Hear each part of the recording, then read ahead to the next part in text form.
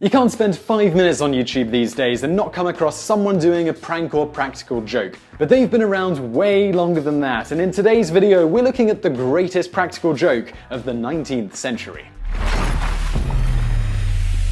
The year was 1809, and famed English author Theodore Hook made a bet with a close friend. The friend was the noted architect and writer Samuel Beazley. The bet was that in 1 week he could make any house in London the most talked about house in the city. The house he ended up choosing was the home of a widow, Mrs. Tottenham, on 54 Berners Street in London, which was the same street that Earl Stanhope and the Bishop of Carlisle and of Chester, among other wealthy and notable individuals, lived. It isn't known why Hook chose Miss Tottenham's house, as he seems to have no connection with the woman, and Hook is known to have never explained his selection. It's entirely possible that it just happened to be a location where the home across the street could be rented, and it was also in a fairly well-to-do part of town, which helped assure that Hook's plan would work. Whatever the case, the event began on the 27th of November with Hook and Beazley positioned in the home across the street, and at around 5 AM the fun began.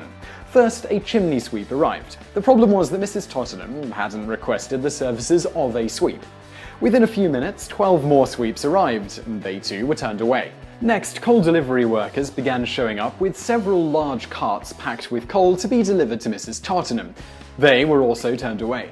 Following this, a cartload of furniture arrived, then workers showed up bearing a coffin for Mrs. Tottenham. Next came several cake makers attempting to deliver very large custom-made wedding cakes, and then around several chefs arrived attempting to deliver a total of 2,500 raspberry tarts. After that, several doctors, lawyers, gardeners, fishmongers, dentists, grocers, priests, couch makers, carpet manufacturers, wig makers, couch makers, curiosity cleaners, opticians, brewers, and shoemakers, among others, arrived. They all came offering their services or bringing very large orders of their wares that were to be delivered to Mrs. Tottenham's address at various times throughout the day. At one point, over 12 pianos were delivered to her doorstep. After that, 6 men carrying a huge chamber organ showed up. Eventually, the dignitaries arrived, including the Governor of the Bank of England, the Duke of York, the Archbishop of Canterbury, the Mayor of London, the Lord Chief Justice, several cabinet ministers, and the chairman of the East India Company.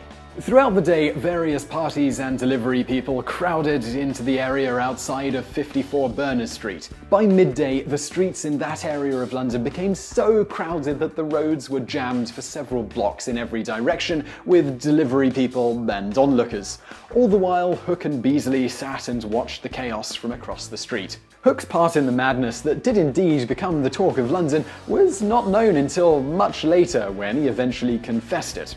He did it all by sending out around 4,000 letters to various entities in London ordering various items from the simple to the totally outlandish. He also wrote to several notable individuals, like the Mayor of London, creating tales sufficient to get those people to call on Mrs. Tottenham for that day. Now, what was written in most of those letters to convince those important people to come isn't known, but one of the few that is the letter to the Mayor of London. Now, once the Mayor of London realised he was the victim of an elaborate practical joke, he went to the police station. At the police station, the Mayor stated that he received a letter supposedly from Mrs. Tottenham explaining that she was at death's door, and she requested that the Mayor of London come to her home to bear witness to a disposition that she would give under oath. After the hoax was revealed, the mayor sent out officers into the chaos with the idea of calming the crowds down, who were supposedly on the brink of rioting. There were angry travellers and hundreds of merchants who were infuriated that Mrs. Tottenham would not pay for the often massive orders of their wares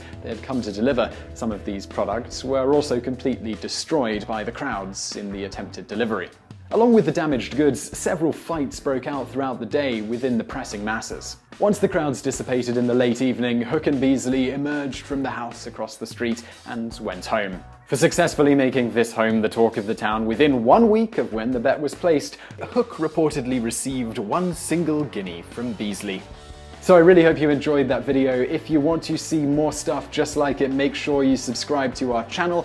There's a big red subscribe button on the screen now, and if you did like it, please click like below. There's also going to be a couple of other videos on the screen that you might want to check out. Thanks again for watching.